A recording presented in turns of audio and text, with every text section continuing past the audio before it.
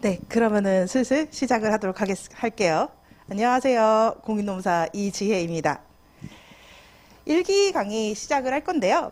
제가 프린트로 살짝 그 31기 합격자분들 작년에 시험 보셨던 분들의 일기와 일기 방학 공부 방법에 대해서 살짝 드렸어요. 8분의 답변을 정리를 했는데요. 일단 보면은 사실 그렇게까지 특별한 공부 방법이 있지는 않습니다.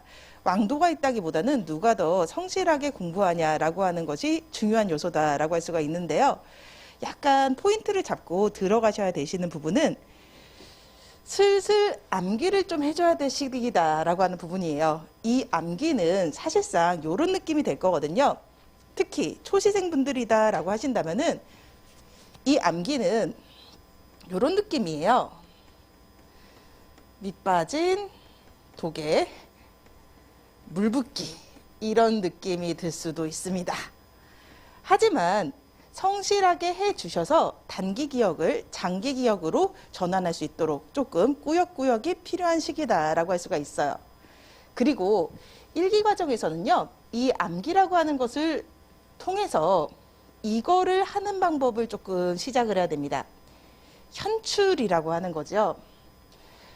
완벽하지 않더라도 내가 이해한 것들을 어떠한 문장으로 내가 토해내고 있는지와 같은 것을 점검을 해주셔야 되시고요.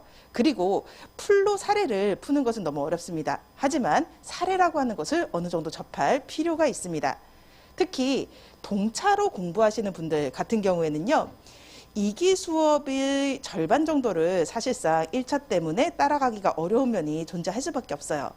그렇기 때문에 1기 과정에서 답안 쓰는 방법을 익혀두셔야 되는 측면도 존재를 합니다. 그리고 저는 이해라고 하는 것 역시 1기 과정에서 굉장히 중요하다라고 생각을 하고 있어요. 약간 1, 0, 2, 3 이렇게 네 개의 그 순환이 있잖아요. 여기에서 저는 연기와 일기에서는 이걸 위해서 노력을 합니다. 이미지화라고 하는 것이죠. 얼마나 와닿는지와 관련된 부분이에요. 사실 이것이 어떤 뜻인지와 같은 것이 되게 와닿지 않더라도 성실하게 암기를 하시면 합격할 수 있어요. 하지만 이것이 어떤 것인지에 대한 이해가 되어 있다. 내가 이 사람이 왜 이러는지를 알고 있고 이 말이 이 당위성이 왜 이러는지를 이해가겠다라고 한다면은 훨씬 더 암기가 쉬워집니다. 그리고 문제를 틀리지 않을 수가 있어요. 그렇기 때문에 질문을 좀 많이 해주셨으면 좋겠습니다. 약간 여러분들께서 보시기에 조금 이 질문 바보 같지 않나 싶으신 것들이라도 왜인지라고 하는 것을 꼭 질문을 해주신다면 그러면은 생각보다 모르는 부분을 잘 집어낼 수가 있어요. 그래서 질문 많이 해주시고요. 그리고 2, 3기 같은 경우에는 저는 이쪽에 조금 집중을 합니다. 답안 작성의 기술적 측면이라고 하는 거죠.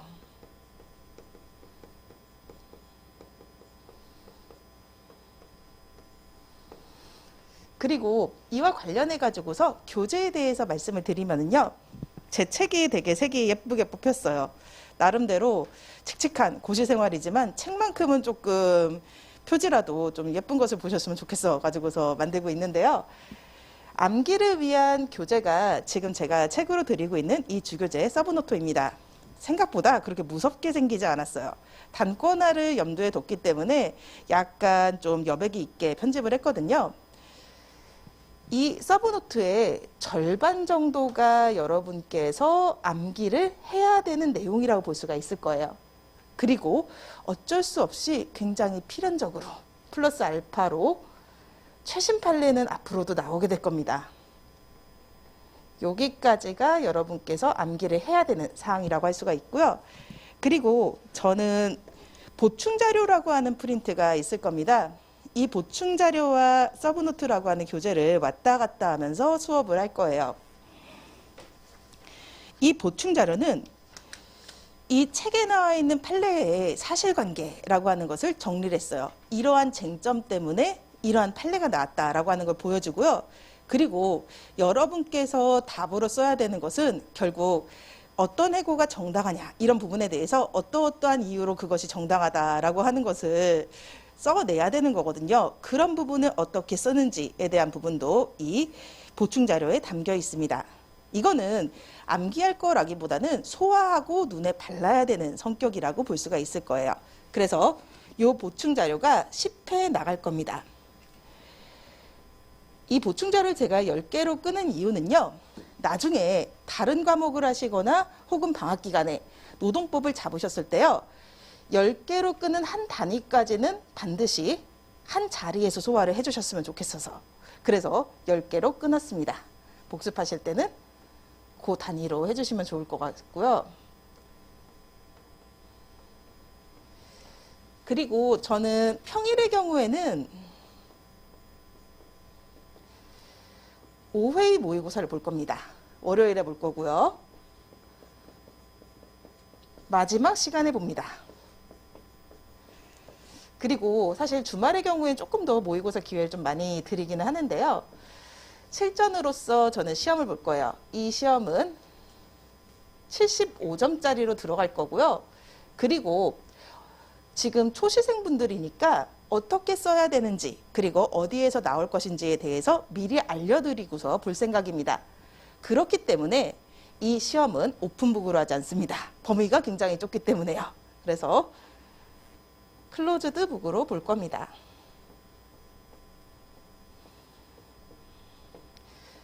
그래서 이것도 좀 체감을 해주셔야 돼요.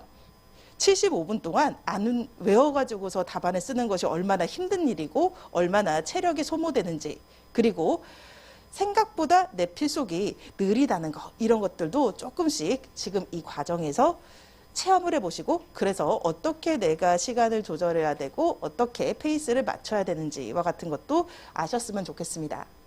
그리고 첨삭은요. 제가 A, B, C 이런 등급으로 드리고 코멘트 달아드리면서 직접 해드릴 겁니다.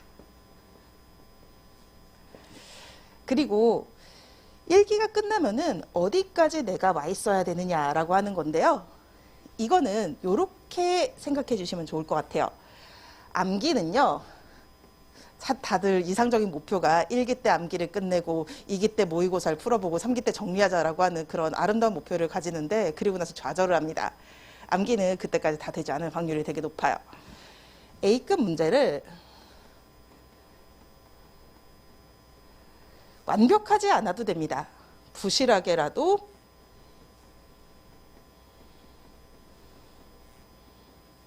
풀 수 있게 되는 거죠.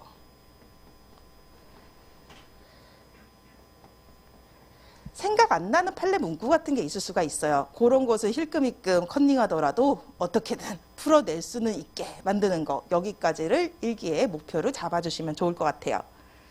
그리고 저는 오픈 채팅방 운영을 할 거예요. 이 오픈 채팅방의 QR코드는 이 공부 방법의 뒷장에 있습니다.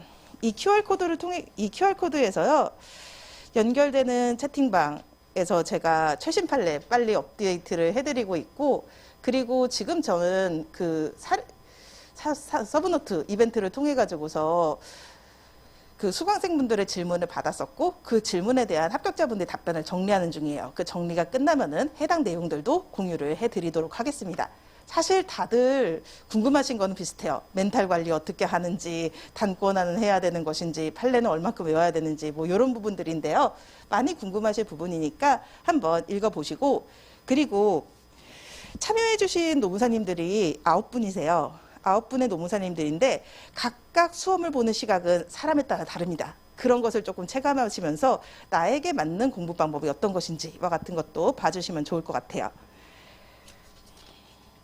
그러면은 슬슬 시작을 하도록 하겠습니다.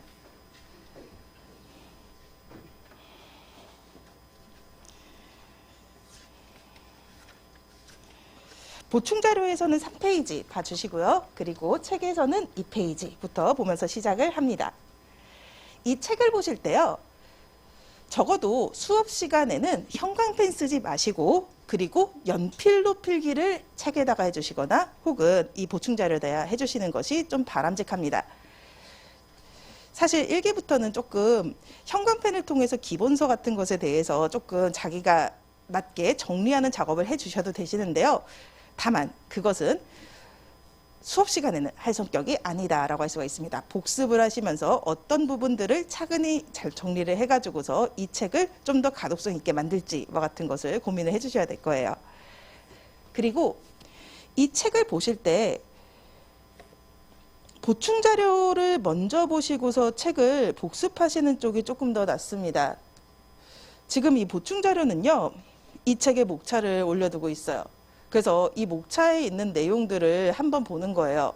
이 목차를 보고서 여기에 있던 것이 막 사진처럼 기억은 나지 않겠지만 대강 어떤 말인지라고 하는 것이 보여요.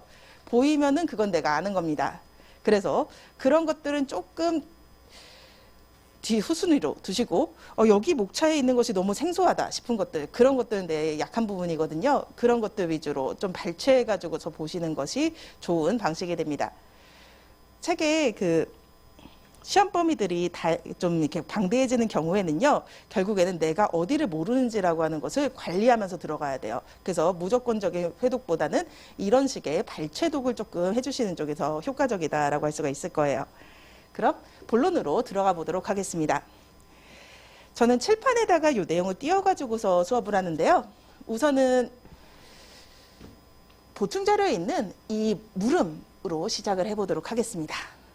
어떤 회사에서요, 취업규칙이나 단체협약, 근로계약 등의 근거 규정이 전혀 있지 않은데 창사 이래 20년 동안 10월이나 11월 달이 되면은 20만 원의 김장 비용을 매년 지급을 해왔던 그 사실이 있는 겁니다. 그러면은 근로자들은요, 회사한테 그 20만 원 받으면은 배추 사고 새우젓 사고 이런 생각을 할 거예요. 그러면서 김장 계획을 세우겠죠.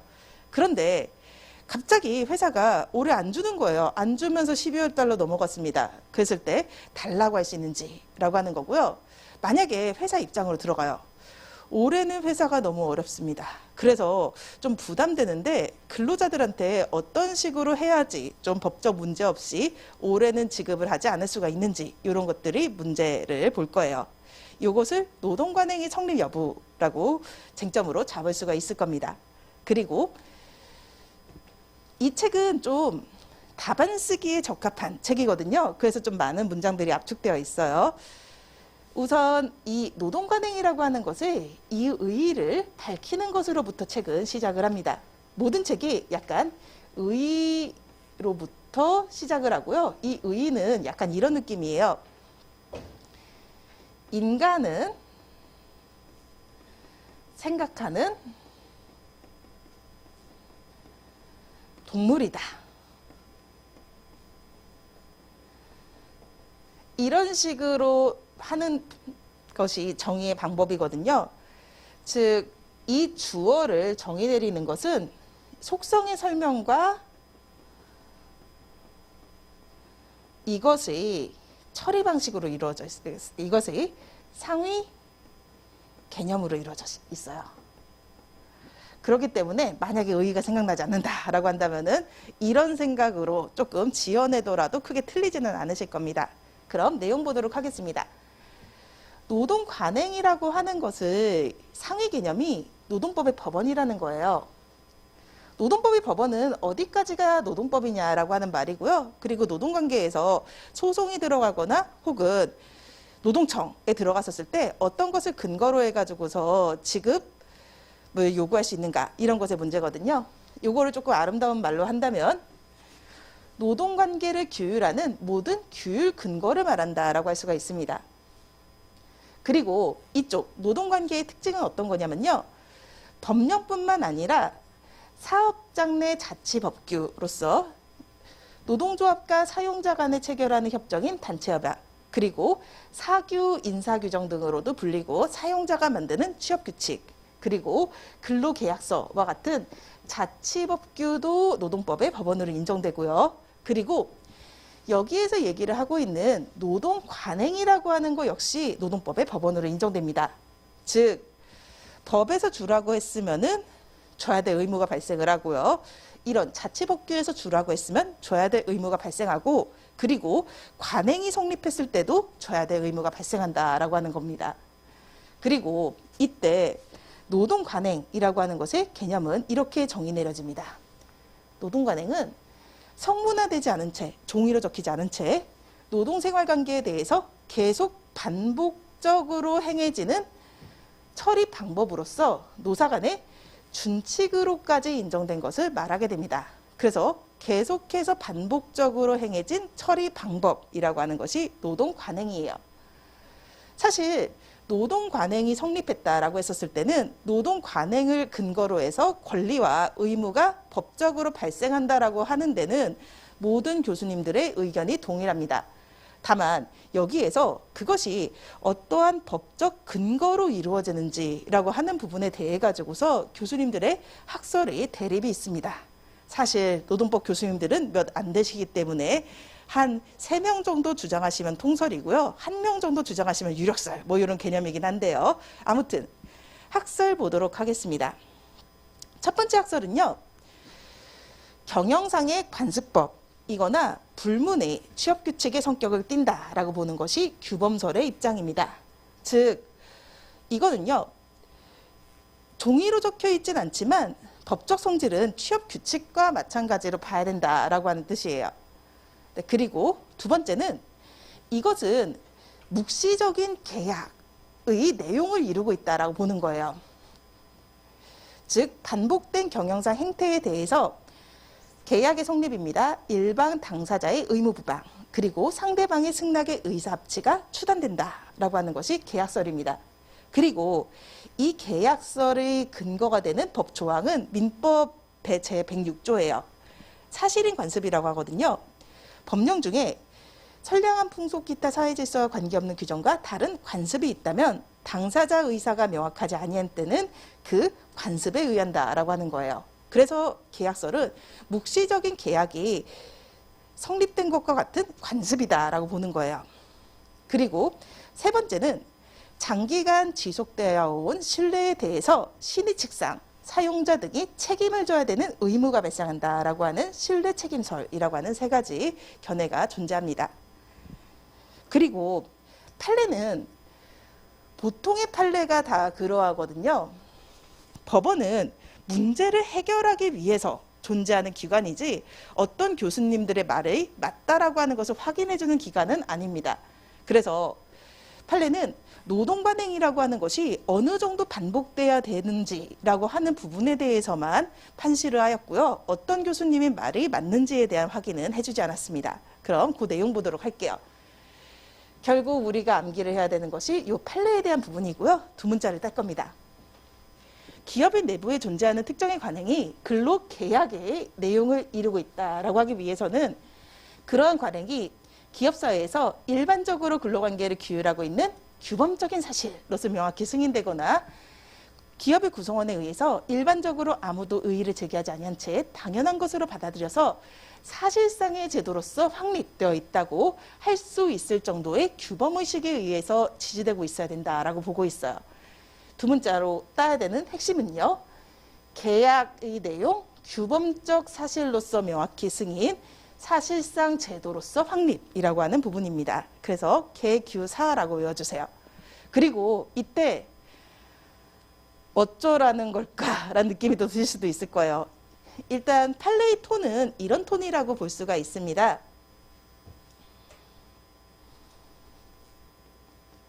웬만해선 엄격하게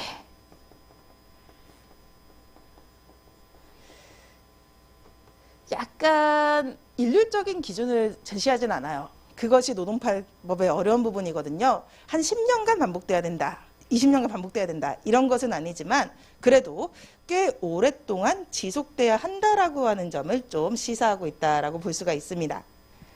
그리고 사실 이런 노동법의 특징은 실무에서도 노무사들을 좀 괴롭혀요. 약간 그 의뢰인들은 노동관행이 성립하려면 5년 정도 계속해야 되는지 10년 정도 계속해야 되는지 약간 숫자로서의 답을 알기를 원해요. 하지만 이런 식으로 판례는 숫자로 되어 있지 않습니다. 그래서 이런 부분들이 실무에서도 어려운 부분이긴 한데요. 약간 그 수험적인 부분으로 들어가 가지고서 이 노동관행이라고 하는 것이 어느 정도 반복되면 성립되는지라고 하는 것은 이런 식으로 좀 생각을 해주시면 될 거예요. 근로자에게 유리한 관행이에요. 그런 것이 내가 봤을 때 꽤 오래된도록 반복되고 있다라고 한다면 관행의 성립을 인정합니다. 그리고요, 근로자 측에게 좀 불리한 관행이에요. 불리한 관행은 오랫동안 좀 반복되고 있다라고 하더라도 그것으로 부족하다라는 식으로 답을 내리시면은 수험적으로는 조금 맞는 설명이 되게 됩니다. 네, 그리고 이와 관련해 가지고서요, 잠깐 보충 자료를 좀 보실까요? 3페이지에 나와 있습니다. 무사고 포상금이라고 하는 개념이 등장하게 돼요. 이거는 버스 기사분들의 사례였었어요. 단체협약서에는 그냥 이렇게만 되어 있습니다. 3년 이상 무사고 운전자한테 상벌위원회의 심의를 거쳐서 표창할 수 있다라고만 되어 있는데, 그런데 이 규정상으로는 이 포상금은 재량에 맡겨진 것처럼 보이는 거예요. 안 줘도 되는 것처럼 보이는 거지만, 그런데 98년부터 예외 없이, 지금 이 판례가 2007년에 나왔습니다. 매년 3월 정기 계속적으로 무사고 기간에 비례해서 일정액을 지급해온 그런 이력이 있는 겁니다. 그렇다라고 한다면요, 이것은 당연한 것으로 받아들여서 사실상의 제도로서 확립되었다고 볼 수 있다라고 하는 것이 판례의 입장입니다. 그리고요, 이 판례의 요 판단이라고 하는 것은 이유 부분이라고 할 수가 있을 거예요. 그 이유 부분의 구조를 한번 볼까요? 여기는 사실관계를 소개하는 거죠.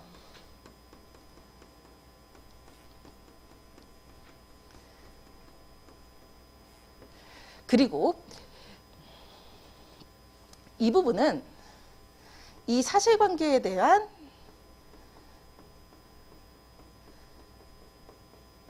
평가라고 볼 수가 있어요. 그리고 이 사실관계의 평가라고 하는 것은 아까 보셨던 계규사 중에서 사를 이용을 했었죠. 이런 것들은 판례 키워드를 이용합니다.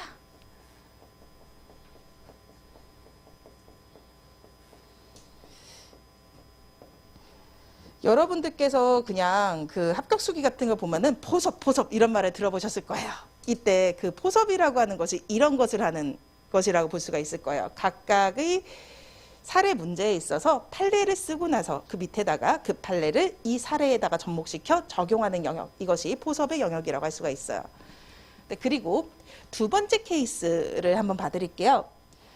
근로자의 동의를 받지 않은 전적 관행을 부정한 사례라고 하는 건데요. 계열 회사 간의 전적, 이거는 계열사 이적입니다. 삼성전자에서 삼성 디스플레이로 아예 근로계약서를 다시 써서 원 기업과의 근로관계를 종료하고 전적 기업과의 근로계약을 계속하는 거죠. 아무튼 이런 전작이요, 20여 년간 계속 시행이 되어 왔고 현존 사원의 30% 이상이 전적된 경력이에요. 이것도 사실 상당히 길게 꽤 많은 사람들이 이 적용을 받았던 것인데, 그렇다라고 하더라도 판례는 근로자에게 불리한 관행이라고 하는 것에 대해서는 이런 식으로 평가를 합니다. 그것만으로 규범적 사실로서 명확히 승인되었거나 사실상의 제도로서 확립되었다고 볼 수는 없다라는 식으로 얘기를 해주고 있어요. 그래서 노동관행 부분은요, 꽤 오랫동안 지속돼 왔고, 그리고 근로자에게 유리하다라고 한다면 인정을 해줘요. 그리고 근로자에게 불리하다면은 그렇다라고 하더라도 부족하다라는 식으로 답안의 흐름을 잡아주시면은 실제 출제자의 의도와 일치를 시킬 수가 있습니다. 그리고 그 이유는요, 교수님의 코멘트에 좀 나와 있습니다. 사실로서의 관행에 법원성을 근정하는 것은 근로자의 권리를 보다 넓게 인정해 주려는 것이고 사용자의 권리를 보장을 위한 것이 아니다라고 보고 있어요. 노동 관행이라고 하는 것을 인정해 주는 그 취직 자체가요. 그렇기 때문에 이렇게 볼 수가 있는 거죠. 유리한 것과 불리한 것을 살짝 나눠봐도 수험적으로는 괜찮다라고 볼 수가 있습니다. 그러면은 이번에는 조금 학문적인 얘기로 들어가도록 하겠습니다. 다시 책으로 돌아와 가지고서요. 로마자 3번 부분을 보려고 그래요. 신입사원에게도 노동관행이 적용되는 근거라고 하는 거거든요. 지금 아까 그 회사 같으면요. 신입사원 분들 같은 경우에도 내가 10월, 11월 이때 재직 중에 있으면은 김장비 받겠구나라고 하는 기대를 좀 가지게 되겠죠. 그리고 어떤 학설에 따르더라도 신입사원에게 노동관행이 적용된다라고 하는 부분에 대한 별다른 이설이 존재하진 않습니다. 그런데 그 근거에 대해서 각각의 학설은 다른 그 견해를 가지고 있어요. 규범설은요. 노동관행은 취업규칙과 마찬가지다라고 보고 있어요. 그렇기 때문에 당연히 규범적 효력을 가지고 있으니까 신입사원에게 적용되는 것이다 라고 봅니다. 그리고요. 계약설은요. 노동관행이라고 하는 것은 근로계약의 내용이다 라고 보게 돼요. 그렇기 때문에 노동관행이 적용된다라고 하는 부분에 대해서 묵시적인 의사합치가 사용자에게 있고 근로자에게 있다라고 보고 있어요. 사용자는 묵시적으로 준다라고 생각을 하는 거고요. 근로자는 말은 하진 않겠지만 나는 받을 거다라고 생각을 하는 거죠. 그렇게 의사가 합치되었다라고 보는 겁니다. 신뢰책임설은요. 신입사원들도 자신에게 나도 김장비 받을 것이다 라고 하는 정당한 기대를 가지고 있으니까 사용자가 그에 대해서 책임을 져야 된다라고 보는 거예요. 그리고 네 번째 테마는 로마자 4번. 여기에서 가장 큰 실익이 존재합니다. 노동관행을 철회하는 방법이에요. 회사가 어떻게 하면은 합법적으로 안 줄 수 있는지라고 하는 부분이거든요. 규범설은 이렇게 봅니다. 취업규칙이라고 보니까요. 취업규칙을 변경하는 데 필요한 절차를 여기서도 거쳐야 된다라고 보게 돼요. 근로기준법 제94조 1항 그 근거 규정이 있거든요. 연기를 들으신 분들은 아마 익숙하신 조문이실 겁니다. 취업규칙을 불이익하게 변경하려면은 과반수로 조직된 노동조합이 있다면 그 노동조합, 그리고 없다면 근로자 과반수의 동의를 얻어야 돼요. 즉 취업규칙 변경에 준하는 절차로서 근로자 집단의 동의를 거쳐서 그래서 올해 김장비 안 주는 것으로 그 동의를 얻어야 된다라고 보는 견해입니다. 그리고요. 계약설은 노동관행을 관습이라고 보고 있어요. 그렇기 때문에 올해는 김장비 안 나간다라고 하는 의사표시만 하면은 그러면은 올해는 합법적으로 안 줄 수 있다라고 보는 것이 계약설의 입장이에요. 그리고 신뢰 책임설은 사용자가 자신이 근로자들에게 준 신뢰에 대한 책임을 면하려면은 구속력을 배제하기 위한 특약이 필요하다라고 보고 있습니다. 각각의 동의를 얻어가지고서 올해는 안 주는 것으로 합의를 해야 된다라고 보는 견해지요. 그리고 이 중에서 뭐가 맞는지라고 하는 게 문제가 되는데 다행이다라고 할 수 있는 것은요. 여기에 대해서 대법원 판례가 없습니다. 그래서 시험에는요. 관행이 성립되었느냐 그래서 사용자가 줘야 되느냐 여기까지만 물을 거예요. 이쪽은 잘 묻지 않을 것 같다라는 생각이 드는데요. 아무튼 이 세 가지 학설 중에서 어떤 쪽이 맞는지라고 하는 것을 고른다라고 한다면은 검토에서는 이런 것을 골라주실 필요가 있습니다. 근로기준법 제94조는요. 어떻게 보자면 취업 규칙에 대해서 근로자의 집단적 동의를 요구하고 있지만 근로조건 저하에 대해서 제어 장치를 마련해놨다라고 볼 수가 있을 거예요. 그렇기 때문에 규범설이 타당하다라는 식으로 정리해 주시는 것이 가장 무난합니다. 그리고 이것은 어디에 입장이냐면 법원은 아니지만 행정해석의 그렇게 보고 있어요. 그러니까 고용노동부의 업무 처리 방식이라고 할 수 있는 행정해석의 입장이 규범설을 따라가고 있습니다. 그래서 여기까지가 첫 번째 챕터라고 할 수 있는 노동관행 부분의 내용이었습니다. 그리고 요거를 좀 표로 정리한다면 이렇게 될 겁니다. 규범설의 경우에는 신입사원에게 적용되는 근거를 규범적인 효력으로 보고 노동관행의 구속력을 배제하는 방법은 취업규칙의 변경에 준하는 절차라고 보고 있습니다. 그리고 사실인 관습의 경우에는 적용에 대한 묵시적인 의사합치가 있어서 신입사원에게도 적용된다라고 보고 있으며 노동관행의 구속력을 배제하는 방법은 노동관행과 다른 의사표시라고 보고 있습니다. 그리고 신뢰책임설은요. 신입사원 역시 자신에게도 이 관행이 적용되리라고 하는 신뢰를 가지고 있어서 사용자가 신입 측상에 책임을 져야 된다라고 보고 있고, 노동관행의 구속력을 배제하는 방법은 구속력을 배제하기 위한 특약이다라고 보는 견해입니다. 그리고 판례는 노동관행이 어느 정도가 돼야지 성립하는지에 대해서 개규사라고 얘기하고 있음까지를 기억을 해 주실 필요가 있습니다. 그리고 이번에는 이 노동법의 법원과 관련해 가지고서 두 번째 내용을 들어가도록 할 거예요. 우선 상식적으로만 아시면 되시고 시험에다 굳이 적지 않으셔도 되시는 것을 좀 보려고 합니다. 어떤 부분이냐면은 보충자료 4페이지에 있는 노동법의 법원에 대한 부분인데요.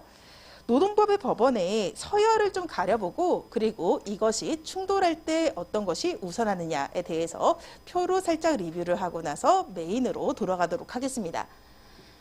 우선 모든 법들이 그러하듯이요, 헌법은 최상위 법원입니다.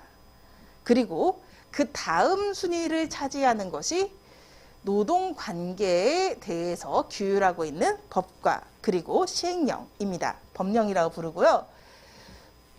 예를 들자면은 우리가 배우는 근로기준법, 그리고 노조법, 기간제법, 공무원노조법 이런 것들이 노동관계 법령이라고 할 수가 있어요. 그리고 일반법이라고 부르는 민법이라던가 형법과 같은 것들도요, 노동관계에 적용되는 것들은 노동법의 법원에 되게 됩니다. 그리고 여기부터는 사업장 내 자치 규범들에 대한 얘기로 들어가게 됩니다. 단체협약이라고 하는 것은요, 노동조합과 사용자가 근로조건 등에 대해서 맺는 협정을 말하게 됩니다. 일반적으로 단체협약은 법보다 위의 것들, 노동조합이 요구해가지고서 채워 넣은 것들로 이루어져 있는 공책 한 권 정도의 규범집이에요. 그래서 법적으로는 안 해줘도 되는 의료비 지원이라던가 법적으로는 안 해줘도 되는 단체연금 보험과 같은 복리후생에 대한 내용들과 같은 것도 단체협약에 수록이 되게 됩니다. 그리고 그 다음은 사용자가 일방적으로 만드는 취업규칙이라고 하는 거, 인사규정 혹은 사규라고 부르는 것이 그 다음 순위의 법원이에요. 취업규칙은 10인 이상의 경우에 작성 의무가 존재합니다. 그리고 한 명만 고용하더라도 반드시 써야 되는 것이 근로계약이죠. 이 근로계약도 법원의 역할을 하게 됩니다. 여기에서 이 다른 순위의 법원들 간의 그 서열은요, 첫 번째, 상위법 우선 원칙이라고 하는 것을 따르게 됩니다. 그래서 기본적으로는 상위 법령을 위반하는 경우에는 원칙적으로 하위 법령은 효력이 없다라고 볼 수가 있어요. 다만 여기에서 노동법의 경우에는 그 특성상 요게 들어오게 돼요. 유리조건 우선의 원칙이라고 하는 거죠. 미달이라고 할 수가 있습니다. 이거는 즉 최저임금법이 최저 기준을 정하고 있어요. 하지만 최저임금 이상의 임금을 줘도 되는 거잖아요. 그리고 퇴직금 역시 줘야 되는 최저한도가 법에 있지만 그 이상을 줘도 됩니다. 즉 하위 법령이 상위 법령보다 근로자에게 유리한 경우에는 유리 조건의 우선의 원칙에 따라서 그 하위 법령이 우선하는 효력을 가진다라고 하는 부분이에요. 다만 여기에서 단체 협약의 경우에는 좀 특별합니다. 단체 협약 같은 경우에는요, 이것은 절대적 기준이라고 봐요. 그렇게 보는 이유는 노동조합을 보호하기 위해서입니다. 단체 협약보다 더 좋은 근로조건이라고 하는 것을 허용을 해주게 되면은요, 그러면은 노동조합의 협상력이 떨어질 수가 있거든요. 그렇기 때문에 단체 협약은 절대적인 기준으로서의 역할을 하게 됩니다. 한편 같은 순위 법령 간에는요, 두 가지 원칙이 적용이 됩니다. 첫 번째는 특별법 우선의 원칙이라고 하는 거예요. 즉 민법의 특별법은 근로기준법입니다. 그리고요, 근로기준법의 특별법은 기간제 및 단시간 근로자 보호에 관한 법령이 돼요. 이런 식으로 특별법이 일반법에 비해서 우선하게 되고, 다만 여기에서 다루지 않는 것들은 민법이라는 일반법을 따라가는 구조라고 하는 것을 띠게 돼요. 한편 국법과 신법 간에는 신법 우선의 원칙이라고 하는 것이 적용됩니다. 이 중에서 우리는 노동관계에서의 좀 독특한 법리라고 할 수 있는 유리조건의 우선 원칙, 축약해서 말씀드리면 미달이라고 하는 거, 요거를 좀 들여다보려고 합니다.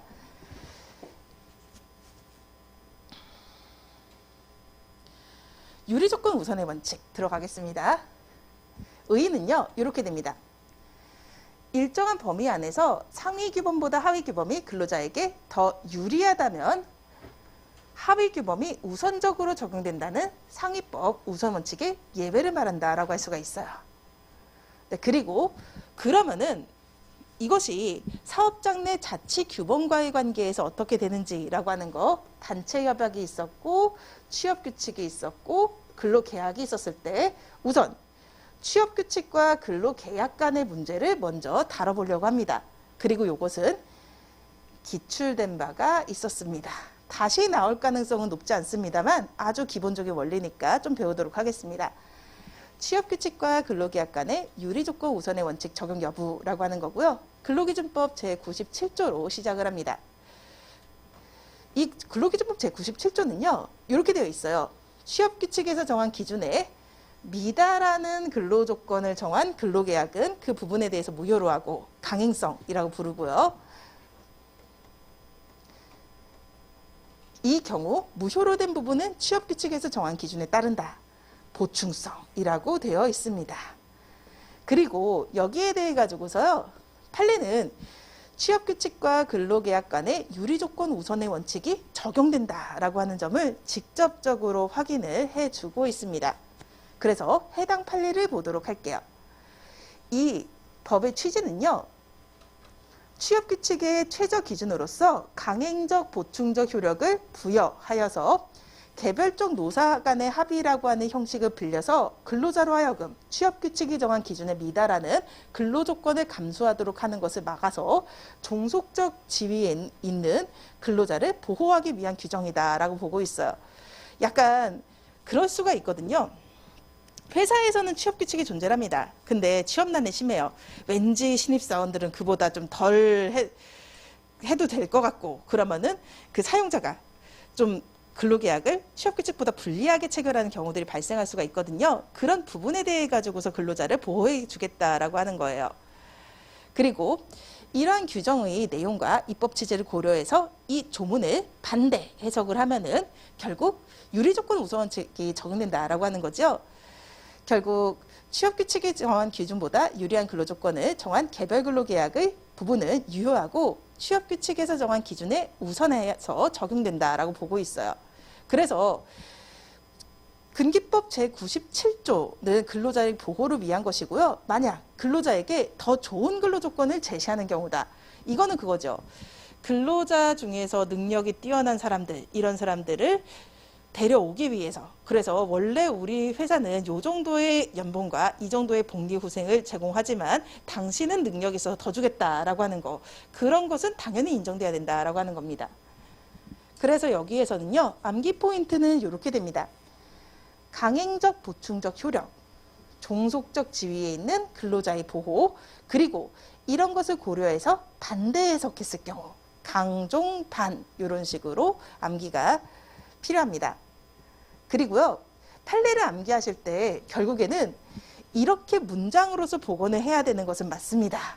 그런데요, 이 문장으로서의 복원은 사실 꽤 어렵기는 어려우실 거예요. 특히 안 해봤으면 굉장히 고급 스킬이다라고 할 수가 있을 건데요. 접근은 이렇게 합시다. 키워드를 암기해 주세요. 제가 두 문자로 따는 것들이 그 키워드에 해당합니다. 그리고요, 이 키워드에 살을 붙여서 문장으로 쓰도록 노력을 해주세요. 내 머릿속에는 단어를 집어넣으시고요. 그리고 쓸 때는 그것을 문장으로 쓰려고 애쓰는 겁니다. 이게 사실 처음 하시면 굉장히 잘 안 돼요. 안 되긴 하지만 점점 연습을 거듭하다 보면은 되기 시작하거든요. 그리고 나면은 암기에 대한 부담을 상당히 덜 수가 있습니다. 약간 되게 특히 좀 빨리 암기를 하고 싶을 때는 통탈레라고 하는 것에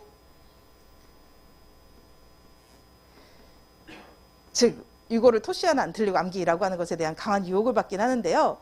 이 방법은 잘못 이용을 하셨을 때는 굉장히 비효율적일 수가 있습니다. 그래서 이렇게 먼저 노력을 해주세요. 그래서 여기에서는 강종반이라고 하는 두 문자 기억을 해주시고요. 그리고 나서 이번에는 이걸 한번 보도록 하겠습니다. 불이익 변경 절차를 거친 취업규칙과 유리한 개별 근로계약이 충돌하는 경우라고 하는 건데요. 이게 무슨 내용인지라고 하는 것을 먼저 보시는 게 나을 것 같아가지고서 보충자료 보도록 하겠습니다. 4페이지로 넘어갑니다. 사실관계가 등장을 해요. 기술직인 갑이라는 근로자가 등장을 하고요. 이 갑이라고 하는 근로자분은 능력이 높으신 분이셨어요.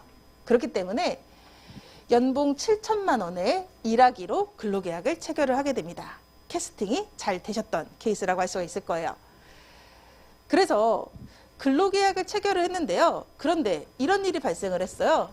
회사는 이분이 일하시고 있던 시기에 6월에 전 직원에 대해서 임금 피크제라고 하는 것을 도입하기로 결정을 합니다. 그 임금 피크제라고 하는 것은 가끔씩 시험에서 등장을 하는 제도라서 한번 말씀을 드려볼게요. 여기 회색 박스 부분에 그 내용이 있거든요. 지금의 임금 피크제는 정년 보장형이라고 불러요. 현재 정년은 60세까지는 정년으로 둬야 되거든요. 그리고 정년을 연장해 주진 않습니다. 정년이 2년 미만 남아있는 근로자에게는 임금 피크 기준 연봉의 60%를 주는 식으로 하고요. 1년 미만 남아있는 근로자에게는 기준 연봉의 40%를 지급하기로 하는 식으로 이렇게 제도를 만든 거예요. 이 제도는 물론 근로자분들이 안 잘리는 것은 좋긴 합니다만 그렇다고 하더라도 임금을 상당 부분 나이 들었을 때 삭감을 해버리는 제도거든요. 근로자에게 굉장히 불리하다라고 볼 수가 있어요. 한편 그 외에 다른 종류의 임금 피크제가 존재를 하는데요. 그거는 이렇게 부릅니다. 시험에는 나오지 않을 건데 그래도 상식으로 알고 계시면 좀 도움이 되실 거예요. 정년 연장형이라고 부르거든요. 이 제도는 정년까지 즉 60세까지는 임금을 안 깎습니다. 그 이후로 더 고용을 하면서 이 기간에 대해 가지고서 임금을 삭감하는 제도예요. 그리고 이 임금 피크 제도라고 하는 것을 약간 이제 도표로 나타내게 되면은 이런 형태가 되게 돼요. 임금은 그 연차가 쌓일수록 상승을 해요. 상승을 하다가 이때 피크를 찍고 그리고 나서 살짝 내려가는 거죠. 이게 임금 피크제에서의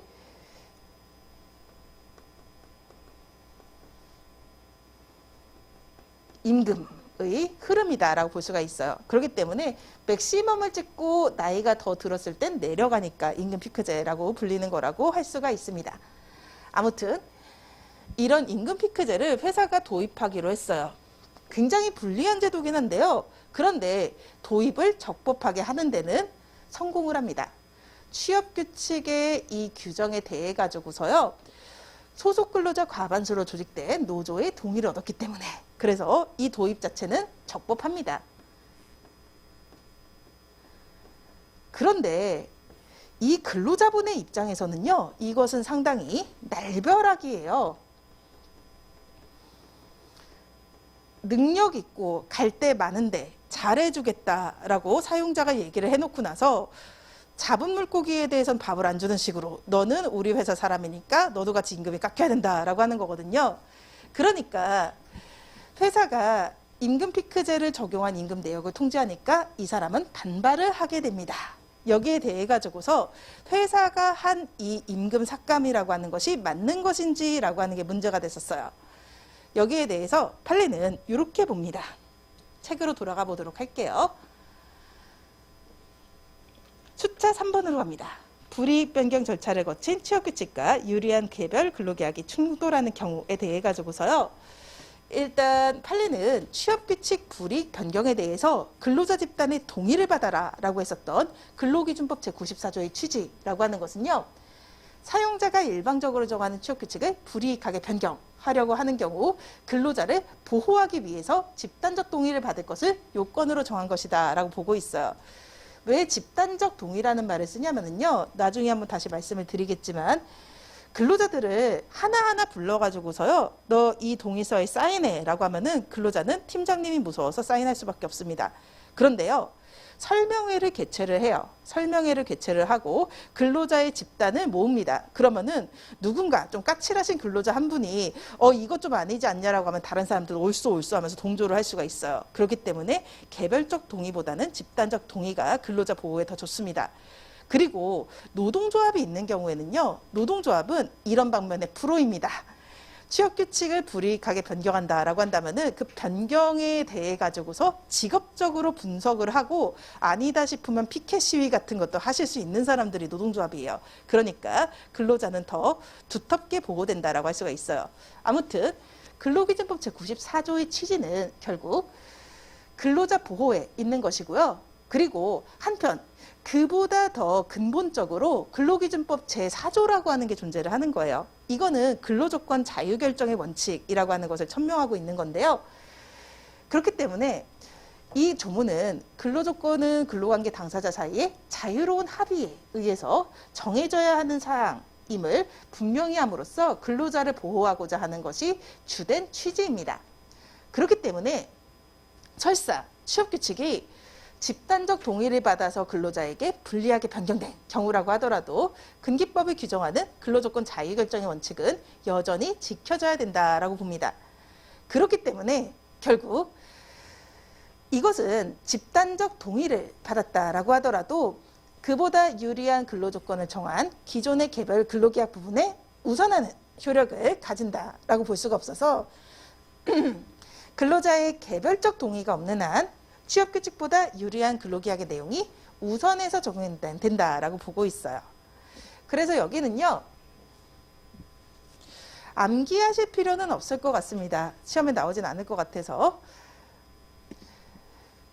불이익 변경 절차를 거친 취업규칙과 유리한 개별 근로계약이 충돌하는 경우에는 근로계약이 우선한다라고 하는 결과 정도를 기억을 해주세요. 그리고 이렇게 보았을 때요. 다시 보충자료를 들어가서 이 사안을 어떻게 바라볼 것인지 이 문제로 들어간다면 이렇게 됩니다. 이런 문제는 사실 좀 쉬운 문제라고 할 수가 있어요. 판례가 그러하니 그러하다 식으로 풀 수가 있거든요. 이 사안에서 우리가 사안의 적용에 적어야 되는 것은 이렇게 볼 수가 있습니다. 갑은 이미 미리 연봉 7천만 원에 일하기로 그 금액을 명시해서 근로계약을 체결한 사람이에요.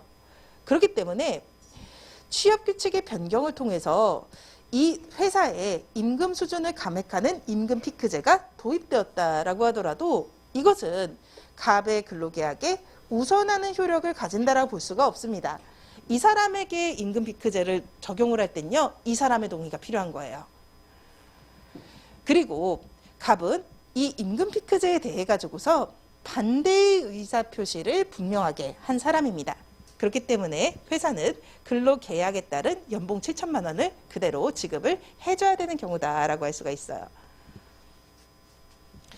그리고 헷갈리실 수가 있을 것 같아 가지고서 말씀을 드리겠습니다. 5페이지에 가도록 할게요. 이것은요.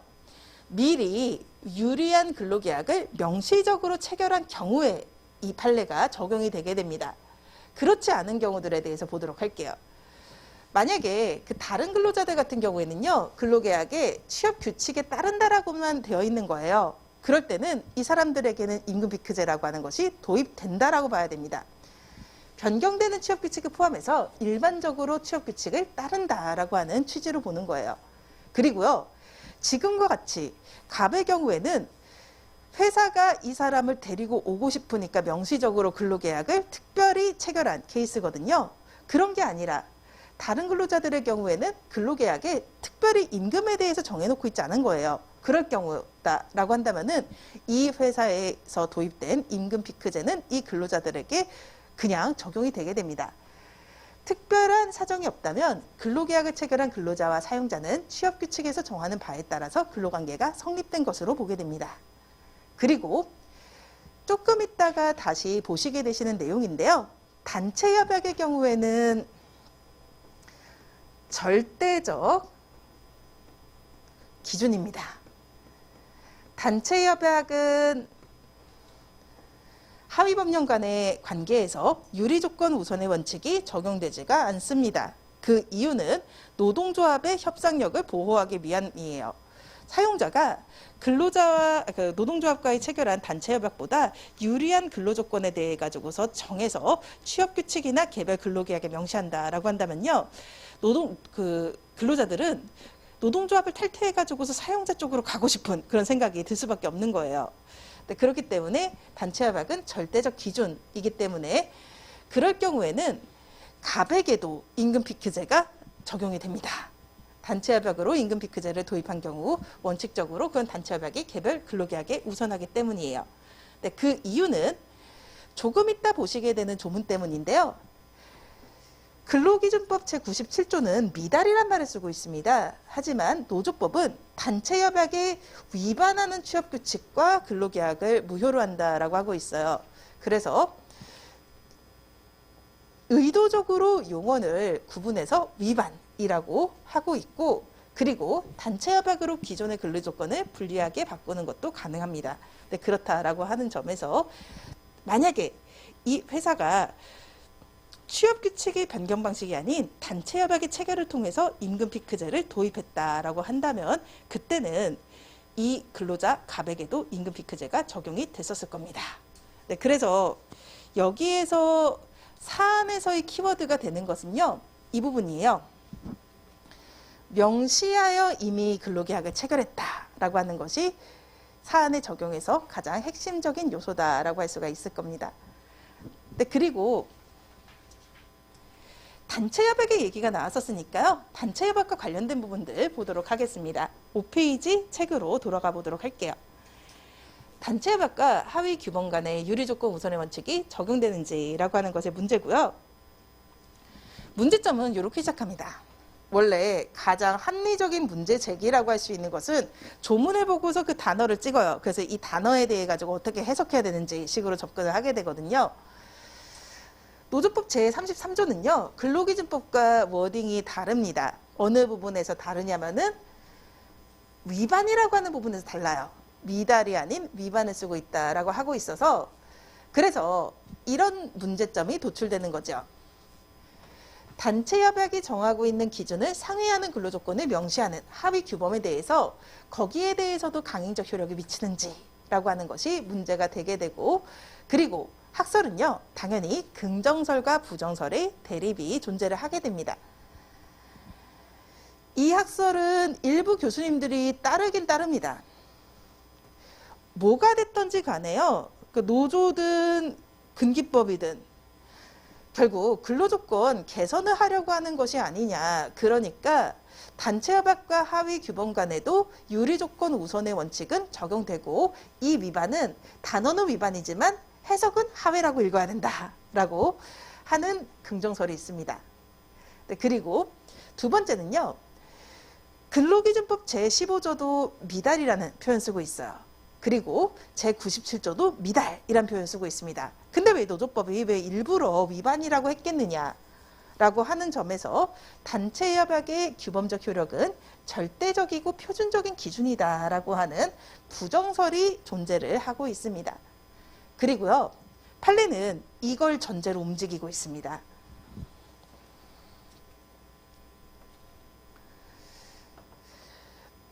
여기에서 사안은요, 보충자료에 살짝 나와 있었었는데 이 부분입니다. 단체협약상의 면직 기준이 무단결근 원래 7일 이상일 때 면직을 시킨다라고 하는 것이었어요. 이 면직이라고 하는 것은 사실에 있어서는 해고라고 볼 수가 있을 겁니다. 불리한 변경이죠. 근데 취업 규칙도 같이 개정을 했어야 되거든요. 그 원래 사람이면은 그렇게 했어야 되는데 깜빡했습니다. 이건 정말 깜빡한 거예요. 그래서 개정되지 않고 남아 있었던 사안인 거예요. 여기에서 그러면은 유리하게 남아있는 취업규칙하고 불리하게 변경된 단체협약 중에서 어떤 것이 더 우선하는지라고 하는 게 쟁점이 되고요.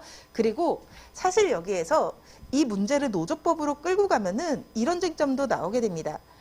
단체협약이 이거는 원래 그 근로자, 노동자들을 위한 협약인데 불리하게 변경하는 거 애초에 그게 가능한지라고 하는 건데 결론적으로 말씀을 드리면은 가능하다라고 하는 것이 판례의 입장입니다. 노조법에서 다시 보시게 될 거예요. 그 이유는 협약자치 원칙이라고 하는 부분이거든요. 사적자치 원칙이라고 하는 것이 그 사법관계에서의 대원칙이에요. 당사자는 법에 위반되지 않는 범위 내에서는 근로계약 등의 내용을 자유롭게 정할 수가 있습니다. 그 원칙은 단체 협약에서도 적용이 되게 된다라고 하는 것이 기본적인 요소인 거예요. 그래서 현저히 합리성을 결하여서 단체 협약의 목적을 벗어나는 정도가 아닌 한 웬만하면 유효한 것으로 보게 됩니다. 그리고 무단결근에 대해 가지고서요 7일에서 5일로 바꾸는 거 이거는요 법 위반이라고 보기도 어렵고요. 딱 보더라도 이게 합리성을 결여한 수준까지 갔다라는 느낌은 안 들잖아요. 5일 정도 안 나왔으면 그냥 잘려도 될 것 같은 무단결근이잖아요. 그것도 그냥 결근이 아니라. 그러니까 결론적으로 가능하다라고 할 수가 있어요. 그렇다라고 한다면은 둘 중에 무엇이 우선하는지라고 하는 게 두 번째 쟁점이 되는 거죠. 그리고 여기에 대해서 판례는 역시 이런 식으로 결론만 내줬습니다. 단체협약의 개정에도 불구하고 종전의 단체협약과 동일한 내용의 취업규칙이 그대로 적용된다라고 한다면 단체협약의 개정은 그 목적을 달성할 수 없기 때문에 그래서 개정된 단체협약에는요 당연히 취업규칙상의 유리한 조건의 적용을 배제하고 개정된 단체협약이 우선적으로 적용된다라고 하는 내용의 합의가 포함된 것이라고 보는 것이 당사자 의사에 합치한다라고 봅니다. 그래서 결론은 이 개정된 후의 단체협약에 의해서 취업규칙상의 면직 기준에 관한 규정의 적용은 배제돼야 된다라고 보고 있어요. 실제로도 지금 이게 쟁점이 되었던 이 사안에서요, 이 취업규칙 개정 작업을 하지 않았던 그 인사관리 부서 사람들은 엄청나게 깨졌을 거다라는 생각이 듭니다. 아무튼 여기에서의 포인트는요. 목적 달성이고 우선적 적용된다는 내용의 합의 포함이라고 하는 부분입니다.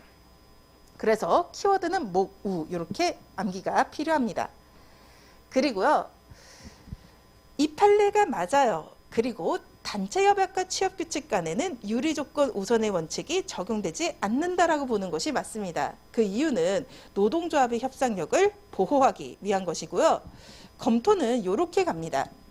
사실 판례가 이 내용을 통해 가지고서 유리의 원칙을 부정한 것인지는 좀 분명하지 않아요. 왜냐하면은 유리의 원칙에 대해 가지고서 명료하게 쟁점이 되는 사안이라면은 이런 걸 겁니다. 단체협약 이후에 사용자가 취업규칙을 단체협약보다 더 유리하게 변경했을 때 그때가 쟁점이 되는 사안일 거예요. 그때가 충돌이 발생하는 건데 그것을 판단하는 판례가 아직 없었습니다. 그렇기 때문에 유리조건 우선의 원칙이 명시적으로 부정되었던 사례는 존재하지 않습니다만 판례는 그를 전제로 움직이고 있고요. 그리고 다반으로 노조의 협상력을 보호해야 된다라고 하는 말을 쓸 때는 이렇게 보는 것이 좋습니다. 노조법의 종국적인 목적은요. 실질적 평등화의 근로조건 결정에 있다라고 하는 점에서 보았을 때 단체협약과 합의규범 간에는 유리조건 우선의 원칙이 적용되지 않는다고 봄이 타당하다라는 식으로 짚어서 마무리를 지어주시면 될 거예요. 여기에서 한번 제가 질문을 드려볼게요. 그럼 이런 건 가능할까라고 하는 거거든요. 단체협약이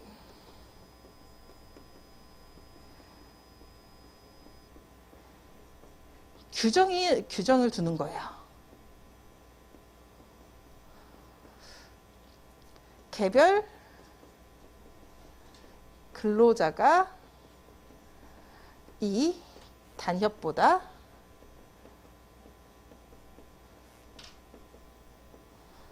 유리한 조건을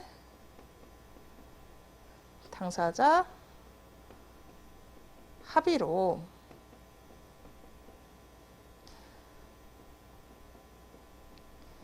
결정할 수 있게 하는 것. 이건 될까라고 하는 건데요. 어떻게 보시나요? 단체협약이 위임 규정을 두는 거죠. 어떠한 수당의 지급에 대해서 단체협약은 여기까지를 최저로 하고 그 나머지는 그보다 많은 수당을 노사 간의 합의로, 개별 근로자들의 합의로 받아낼 수 있으면 받아낼 수 있도록 만들어주는 거예요. 이런 식의 위임 규정을 구체적으로 두는 경우에는 가능합니다. 그런 경우 개별 근로자가 사용자와의 협상을 통해 가지고서 단체 협약에 있는 그 수당보다 높은 수당을 지급받게 되는 거, 이거는 단체협약 위반이 아니거든요. 위임 규정을 뒀으니까. 그래서 단체협약보다 유리한 근로조건을 완전히 차단하는 것은 아니에요. 단체협약과 취업규칙 사이에 유리조건 우선의 원칙이 적용되지 않는다, 혹은 단체협약과 근로계약 사이에 유리조건 우선의 원칙이 적용되지 않는다라고 하는 것은, 이런 부분들에 대해서 이 여부를 노사가 결정할 수 있게 만드는 겁니다. 노조가 판단하에서 조금 더 이 단체협약보다 더 좋은 근로조건에 대한 협상 가능성을 열어둘 수 있다면 그것은 열어두는 것이고, 그리고 그렇지 않다라고 한다면은 그 단체협약상의 기준을 절대적 기준으로 둘 수 있게 이렇게 만드는 식의 그 노사 자체도 가능합니다. 네, 그래서 요건 그냥 참고로 알고 계시고요. 일단 여기까지 한 다음에 잠시 쉬었다가 약간 그 집합이나 명제 같은 느낌이죠. 수학으로 따지면 근로기준법상의 근로자 문제로 들어갈 겁니다. 네, 고생하셨습니다.